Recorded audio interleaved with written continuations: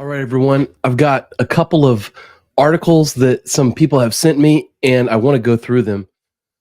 There's some interesting stuff here. One is 7 things that show disrespect, no matter what people say. Then the other one is how to spot people who are full of shit. So let's get into it.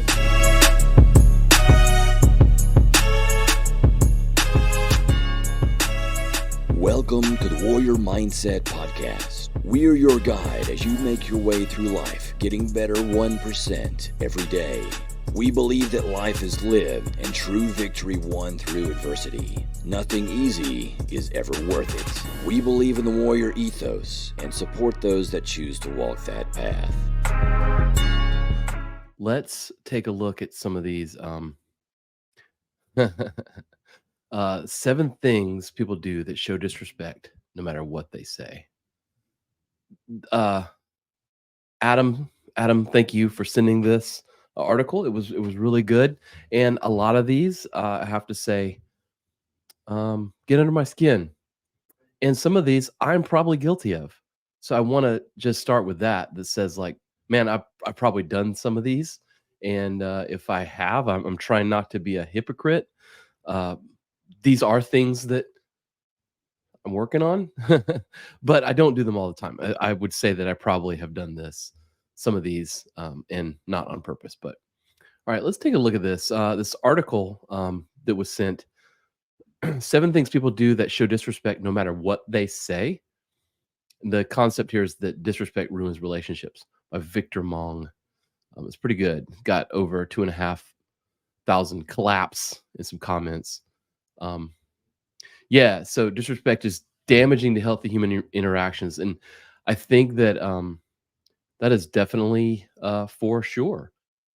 And we've talked about like social media and stuff, and I think that nowadays, like social media really lowers that barrier between um, our thoughts and essentially saying them to other people. Well, we're not saying them directly face to face. We are putting them out into the world, and if another human being reads those things, it's pretty much the same as saying it to their face, you know? Let's get through these. Ghosting someone without explanation. Yeah. Here's an example. I think they've got some examples in here, but here's some of mine. Like a job candidate who suddenly stops responding to emails and calls from a recruiter after an interview without providing any explanation or follow up.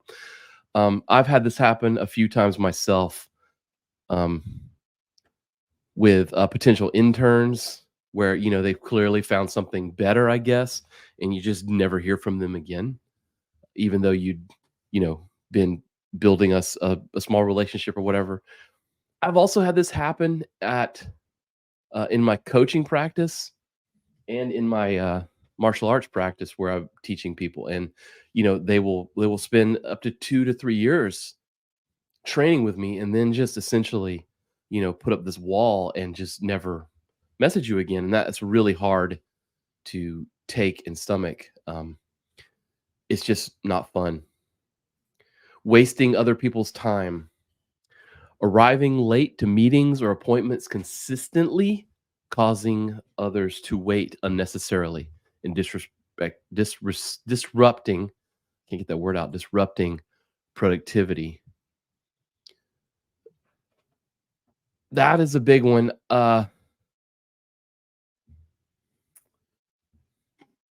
Wasting time. I can't stand that. I can't stand to be in, and this, I don't want this just to be a bitch session, but some of these things I think deserve talking about. Being punctual, number one, is mega important to being professional. I think punctuality equals professionalism. I know there's some cultural things with being on time, and there's a lot of other uh, things out there. We had this part of this in a discussion, and I put out a YouTube short, and it got like mini micro viral. We got a lot of comments on it, and it was basically that someone out in the world had used a term called time blindness. It's essentially that they suffer from this inability to do things on time or to show up on time. I don't really know what that is. I don't think it's a real diagnosis. It sounds like bullshit. I will say that you can get places on time and you can do things on time. I think that is a vital skill in being a professional.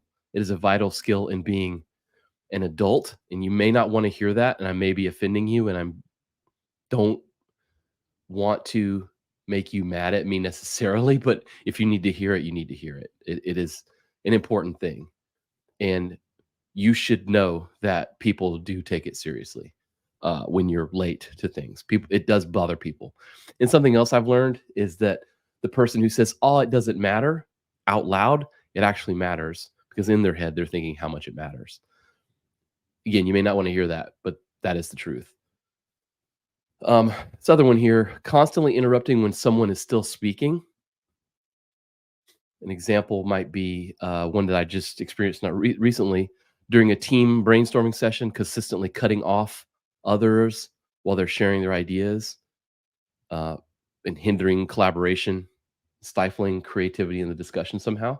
So it was a brainstorming meeting, and the other person was just constantly pointing out how whatever idea was brought up, how it wouldn't work, how it couldn't be done, and how maybe it was a bad idea because of XYZ, when it was really just a meeting engineered to get ideas out on the table, good or bad,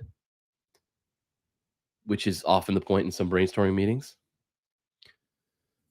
That's, don't do that. Another one is like,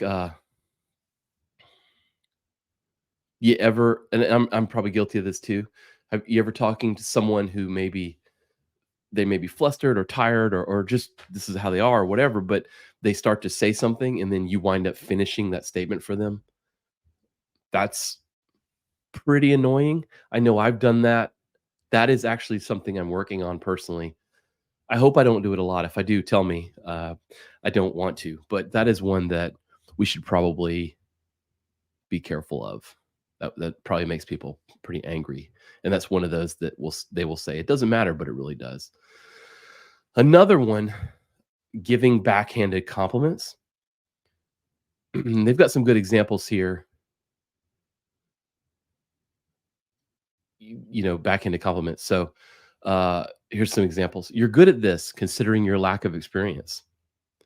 You're surprisingly funny for a quiet person. You're so independent. No wonder you haven't found someone yet. You're coping with this so much better than I thought you would. So things like that. Um, in martial arts, I've coached people only because I've done this too, and it's something I feel like I've overcome. But for a long time, I don't think I was, and it made me look like an asshole. I think is that when someone does something really well, you say like, "Wow, that was a good job for a beginner," or "Wow, it was a really great job for someone at your level." It's kind of like the first one, I guess. But why do you have to have the second part? Why do you have to have that validating your personal validation part in that? Why can't you just make a compliment? And it's something that I've been trying to do is just give compliments freely without having to have them reflect on me or whatever. Like in certain martial arts, like let's take jujitsu, for example. You are going to get submitted at some point. I'm not a black belt, so I don't have that issue, I guess, of not wanting to lose to people. The black belts don't come after me. But like I don't carry that. So, like, if someone submits me or whatever, I don't get, butthurt about it. So I just let it go, and I'm able to give them a compliment of like, "Wow, that was a great job. Like, you did that really well. You were a super ninja on that." Whatever the compliment is, not that like, "Oh, wow, you did that really well, even though I'm super strong," or "Wow, you submitted me, even though like I've been doing this a lot longer." You don't have to have that second part. Backhanded compliments. Constantly undermining your achievements. So taking credit for a successful project during a team meeting while purposely downplaying the contributions of others. That's one. Um, I've felt that before. They have this term, active destructive responding. Um, oh, you got an A on that? Well, it must have been an easy one. Sure, you finished the project early. Well, anybody could have done that with that much time, right? So the purpose is not actually to give you a compliment. The purpose is to actually undermine, what you're doing. So another one, like the example here, passive destructive responding is like when someone tells you they've just done something cool and you just essentially change the subject, right? Or if you tell someone about a thing you just experienced or completed or whatever, they just don't respond. Like they don't react to it at all. Why can't everyone win? Like why can't we celebrate wins? If someone else is successful, it doesn't mean that you are not successful, right? We tell the story all the time because I love it about the jujitsu black belt who had been out, he'd been a practitioner forever and he'd been out for a while, kind of lost a step and got submitted by a blue belt. So therefore felt the need to, um, lower his rank down to purple. It's white, blue, purple, brown, black, down a couple of levels because he didn't feel like he was a black belt anymore. So that doesn't build up the other person. It breaks you down because you have to be the center of all that stuff. It's not that the other person was just good enough to do it. It's that you were not good enough to not have it done. That's not real humility. That's not really letting that person win, and that sucks. Invalidating others' feelings. Um, Dismissing a colleague's concerns about a work issue by saying, you're overreacting, without acknowledging or addressing any of their actual concerns. That's a huge form of disrespect, right? There's terms like gaslighting and stuff like that in relationships. I'm not necessarily talking about that. I'm talking about, uh, certain things, like even in a workplace scenario. And I know that I've done that before where someone is not liking something and I'm just like, "Oh, well, you just don't like this sort of thing." Or you always lead with your emotion. Can you be, professional for once? And whether that other person is that way or not, I'm basically invalidating whatever they're trying to say without letting them like just get it out, without letting them explain it. We can take the time to do that. You don't have to just hurry through and not give them the time. You can do that. You don't have to do anything with it, right? No one says you actually have to address it, but you do need to let it be said, I think. And I mean in a professional scenario. I'm not talking about just every old argument or whatever, interpersonal angry things like that. Even then, even in, personal relationships, you should probably, take some time and think about those things. The last one, which, yeah, I'm a hypocrite about this one, but it drives me absolutely bonkers, is this digital multitasking during conversations. Checking emails or scrolling, whatever, um, during a business meeting or when you're just hanging out and talking with people or whatever, it means you're prioritizing that thing over that person. Um, you know, it sucks. I've done it. It sucks. There's no way around it. Just don't do it. You just please. I'm gonna try to stop. I try to put my phone away. I try. Even setting the phone on the table, even if it's upside down or whatever, it has this feeling that you are giving you're elevating that inanimate device above or at least on the same level as the person. I would be careful with that. I think that definitely sends a bad message. I know I've done that before. I'm definitely guilty of that. We should all stop that. The phone sucks. The phone sucks, and it's not right. So thinking through this list, first off, Adam, I agree with every bit of it. Guilty of a decent part of it. Thank you for sending it, and it brings a lot of things to top of mind for me. It also made me think of a couple of quotes, and I went and looked them up and stuff.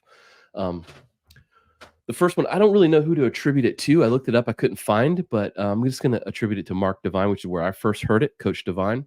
What you allow is your standard, and I think about that one a lot when I'm coaching or teaching class, and I'm real. And what that means is like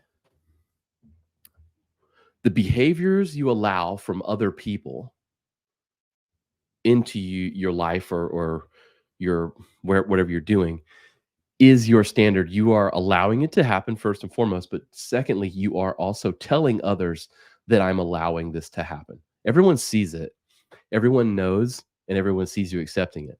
So what you allow in your presence, what you allow is your standard. So think about that. Run it through that filter. Brene Brown, you teach people how to treat you by what you allow, what you stop, and what you reinforce. It's probably the same thing. I like the filter of thinking through that, but this is also a little more instructional. And I love Brene Brown. So you teach people how to treat you by what you allow and what you stop and what you reinforce. Bingo. I like the active concept of that, in that things aren't just happening to me, it's that I'm allowing things to happen. I'm reinforcing certain things, right? And the final one, something that I could have added to the list, which is a way to show disrespect. And let's say it's my edition, be number 8, um, which is praise in public, criticize in private. And that's Dabo Swinney, head coach at Clemson. I like that a lot. I've been criticized in public. I've been criticized in meetings in front of other people, and that is absolutely disrespectful. And it's something I try to, in teaching martial arts and coaching, there's a certain thing that you can do publicly, which is like, I think it's acceptable, like critiquing someone's form or giving them help, the actual coaching part, because that's what everyone's there for. If I'm teaching you a technique in martial arts and you're not doing it quite right, and I tell you, you know, from halfway across the room, like, hey, you need to make sure that your leg's in the right position, or you're punching in the wrong place, or that you gotta you know get them with the hooks a different way. That's why we're all there, right? That's sort of agreed in the contract of what we're doing. But if, let's say, someone came to class and they looked like they slept in a ditch and they smelled bad, I would pull them aside before class starts or even during class or whatever. I would do it in private, and I would tell them, I would say, hey, you know, you look kind of rough. Would you need any help? Or like, hey, you smell pretty rough. We can all smell you. You should probably clean that thing, clean that gi or those clothes or whatever. Make sure you come in next time better prepared, please. I would not say that in public in front of everyone, right? Doesn't matter who they are. Doesn't matter if it's your brother or your sister. You just got to do those things in private. But if someone's doing a great job, you should let everyone know that. You should praise that in public, loud and clear. And that's another great one. I think the opposite of that is a definite sign of disrespect, and it's got to go if you're keeping score. All right, let's look at this other one, which I thought was pretty fun. Chris sent this in, and let's take a look at it. 5 subtle signs someone is full of shit. Don't let them fool you. This picture's funny. Let's see here. Yeah. So this was a fun article. I've read this one a couple of times. I'd actually seen it before. I had it bookmarked, but since Chris hit me up with this, I thought it would be pretty funny to go through. And thank you, Chris. um, they are the loudest people in the room. I'm not. It's not necessarily about volume, not like them yelling or whatever. It's about the one that um, demands the most attention is often the one that doesn't deserve the most attention. You know what I mean? It's when I think about performance or martial arts, it's that quiet, humble person who's just winning over and over and over that really deserve the attention. But the loudest person or the person that um, is soaking up all the attention is usually the one that doesn't need it to get better, right? They just rather be the attention focus rather than actually getting better. They try too hard to convince you. How many times we had that?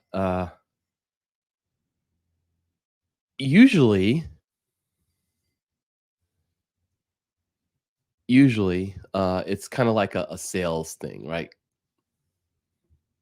Like the example, there are two sides to every metal. So these examples, financial freedom is amazing, but takes ton of sacrifice early on. Being jacked looks great, but also means that you'll have to spend hours in the gym and basically eat nothing. Becoming successful often makes you lonely or makes you question the realness of your friendships. Um, Whenever someone is selling you something really, really hard, oftentimes it's not surprise everything that they make it out to be. That seems pretty self-explanatory, but you'd be surprised. Probably in relationships too. I would imagine the person that's really, really working hard to sort of put you on a pedestal and sell you on themselves, they're probably overcompensating for something. You should probably take a minute and think about that. Okay. Um, they go out of their way to tell you they are a certain way. So these examples: does the Dalai Lama tell everyone he's a good person? Does a bodybuilder lecture people on how disciplined they are? Some of them. Does a confident person boast about all their awesome achievements? We've all been around people who are very boastful or talk about their past achievements. I think probably the most textbook example of this is the ex high school jock, state champion or whatever, where he's like 40. It's a Bruce Springsteen song about it, right? Where he's like 40 and all he talks about is his high school achievements. Because they really want you to think that they're this person, but they haven't been that person in a very long time.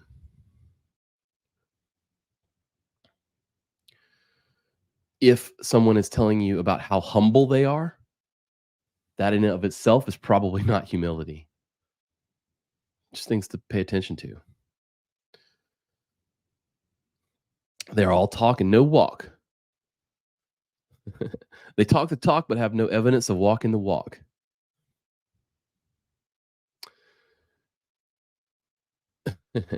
So some examples from, I guess, the internet business: ghostwriters who haven't sent a single email, social media growth services that have less, like 200 or less followers, business coaching who've never run a business before. That one actually burns me up the most. I see a lot of business coaching going on. Life coaching now is a whole thing from people who haven't really experienced much. I can't tell you how many startup advisory boards, panels, talks, mentor relationships that I've been in or been invited to be in, and I look around and the people to my left and right have literally not done anything. It's weird, and their advice often sticks out as not being good advice. You can hear it right away. I've spoken with Shakis about this a good bit on some past episodes we have, and it's that I want to see your battles. Like in a scenario like that, I want to see your battle scars. I want to hear your stories about all the problems that you've been through, all the bullshit you've been through, right? And how you got out of it. Whenever someone's giving those talks or those lectures or being your mentor, and it's all about their success, and they never tell you about failures or how they've just gotten by or what some some bad stories or whatever. They're probably full of crap, because any successful business person or successful athlete, competitor, whatever, anyone who's truly found success have had more failures than you have. They've had more failures than most people. Like, you think about, like, Michael Jordan, with the amount of shots that he scored, he probably has, you could probably look it up. I probably should have. But, like, 5 to 10 times more misses than he does the actual successful shots. And those are the stories that we wanna hear. That's what proves that you're not full of shit, right? When you gloss over that stuff and you don't talk about it. This last one really hit home for me, and I take this actively, and that is something that I'm working on. They can't answer your question simply. If you can't explain it simply, you don't understand it well enough. God damn, that's a good one. Anytime I'm in a scenario where I'm teaching and I'm asked a question and I can't answer it simply, I can't say it's this or do it that way. If I have to hem and haw about it, then I don't know the material. I should either live up to that and say, wow, that's a great question. I don't know that right now, but I'm going to get back to you, and actually go do it, do the research, or go ask your teacher or your mentor, whatever, for the answer, and then bring it back. Or just stop teaching that, right? You should probably stop teaching that thing. You should go get the requisite skills and then bring that back. Just own it. I think that a lot of times it's our ego, like that, like, protective thing that wants to then make up sort of like bullshit answers or whatever, or kind of skate around it or make it more technical than it needs to be. I see this a lot in like the IT world, where I'll ask a question about something of like a developer, and then they'll give me this like weird, drawn out like answer about why the thing can't happen or whatever. And I'm like, look, I don't care how it happens. Is the concept is this. Let's talk through the concept. And that usually helps those like scenarios when I'm dealing with that or whatever. I think it can be helpful, but that is one that I've caught myself, since I've read this article, I've caught myself doing, and I'm actively owning those things that I don't know and trying to bring that back. And I think that's super important, because we're all full of shit on some level. All right. That's all I've got for these. I wanted to go through these two. Thank you guys for bringing me these really, really great articles. If you have any articles, complaints, comments, concerns, whatever, please hit us up. You can do it through whatever podcasting service: YouTube, Twitter, Instagram, Facebook, Carrier Pigeon, whatever you want to send it to me. Please do. I would love to look at it. And until next time, keep it real.